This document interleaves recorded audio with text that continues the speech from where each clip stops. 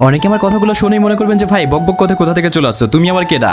Guys, আমি কেডা না, যারা আমাকে চিনে তারা তো আমাকে চিনে, যারা না চিনে তাদেরকে বলতেছি আমি হলাম একজন গেমিং ক্রিয়েটর। যারা আমার এই পেজ থেকে দেখছেন তারা তো জানেনই যে আমি কে, আর যারা দেখা যায় আমার নতুন পেজ থেকে দেখতেছেন তারা হয়তো নাও চিনতে পারেন আমি একজন গেমিং ক্রিয়েটর।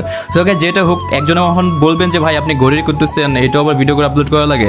আসলে গাইস ওরকমটা না, এটা বিষয়ে একটা রহস্য আছে। সেটা হলো যে তোমরা হয়তো যারা আমাকে আগে থেকে চিনো তারা হয়তো ভালো করে জানো আমি অ্যাক্সিডেন্ট হয়েছিলাম এখান থেকে 3-4 মাস আগে।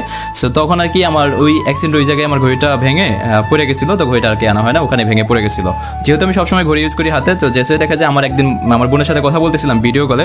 সো তাকে আমি বললাম যে হাতটা কেন খালি খেলে রাখতেছে, ঘড়িটা পড়ে গেছে। তো এটা বলে আমি রাত্রেবেলা তার সাথে কথা বলে ঘুমাইছি। সকালবেলা ঘুম থেকে উঠে দেখি যে আমার বিকাশে টাকা চলে আসছে ঘড়ি কেনার জন্য।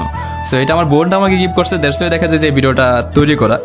একটা কথা বলার জন্য, সেটা হলো যে ভাইদের বোনেদের প্রতি যতটা আবেগ ভালোবাসা কাজ করে তার থেকে কয়েক গুণ বেশি বোনেরা ভাইদেরকে ভালোবাসে। মানে আমার বোনদেরকে আমি দিয়ে বলতেছি যে আমার বোনরাও আমাকে এতটা ভালোবাসে, সেটা হয়তো আমি এই সময়টাতে না আসলে বুঝতে পারতাম না আসলে। যে এই কারণে শুধুমাত্র এই ভিডিওটা তৈরি করা বা ভিডিওটা আপলোড করা। আমি কখনোই এরকম ভিডিও আপলোড করি নাই যে ভাইয়ের প্রতি বোনেদের কতটা ভালোবাসা।